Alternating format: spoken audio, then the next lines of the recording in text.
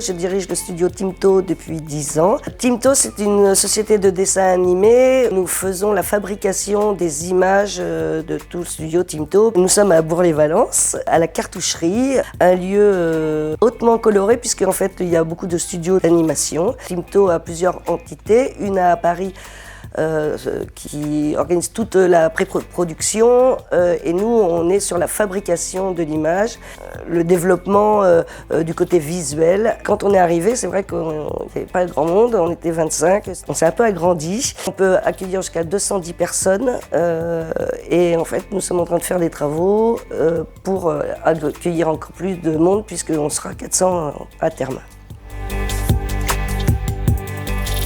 Beaucoup de clients à l'international, comme Disney, DreamWorks.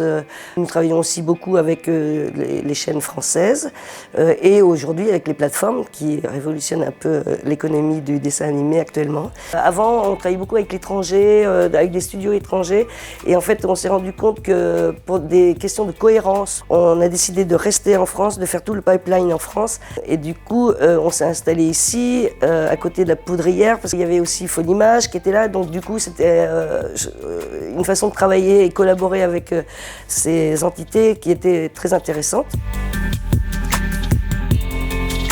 Profil d'artistes avant tout, des intermittents du spectacle pour la plupart. Je crois que la moyenne est à 27 ans, c'est assez jeune. Ça tend à vieillir puisque j'ai des gens qui collaborent avec nous depuis plus de 10 ans. Le travail le plus important dans un studio, c'est d'être le plus artistique possible. Qu'on soit vrai, qu'on raconte des choses, c'est que c'est un peu comme des comédiens, sauf qu'ils ne sont pas derrière la caméra, ils donnent vie à des personnages qu'on a créés.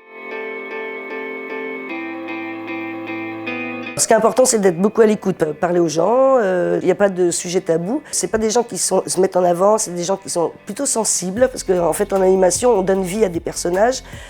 La plupart des gens ici sont des animateurs. Ils ont besoin d'être bien pour pouvoir faire ça, se mettre à la place des personnages, donner vie à ces personnages.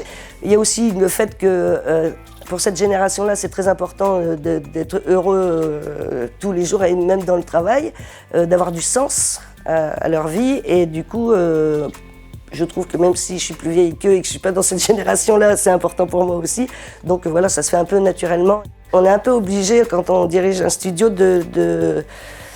et d'être l'ami, mais aussi de mettre un cadre. Ils sont plutôt à l'écoute et tout, ils ont besoin de ça aussi. Enfin, je pense qu'il c'est un répondant qui se fait un peu naturellement. Et voilà, mais c'est important d'avoir un cadre si on veut bien gérer les choses.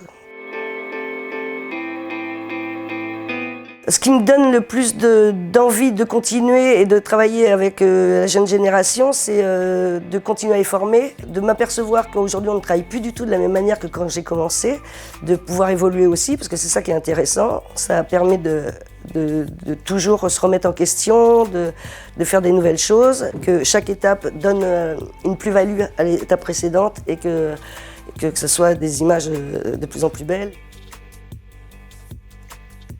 Les initiales ECAS veulent dire École Cartoucherie Animation Solidaire. C'est une école qui a la particularité d'être gratuite et d'être ouverte à tous. Parce qu'en 2017, nous avons eu une réunion avec le CNC et plusieurs écoles et plusieurs studios qui nous annonçaient qu'on allait être en pénurie d'animateurs parce qu'il y avait de plus en plus avec l'économie des plateformes de travail. Du coup, on s'est dit comment ça, il va manquer beaucoup de gens, il y a beaucoup d'écoles qui existent, qu'est-ce qu'on peut faire de plus? Est-ce qu'on démultiplie les écoles?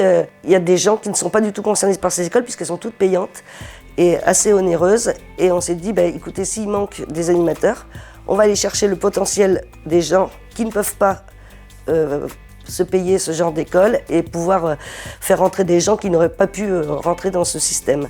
Notre école, elle est très spécialisée en animation et pas sur toutes les étapes, alors que les écoles en général sont sur toutes les étapes. Et le challenge, c'était de se dire, on va spécialiser ces gens, mais qu'on puisse derrière les embaucher pour leur donner une expérience. On les forme sur 8 mois, que à l'animation, donc c'est très très spécifique. Et ensuite, en sortant de cette formation, on les embauche chez Timto pour qu'ils aient une carrière d'animateur qui commence.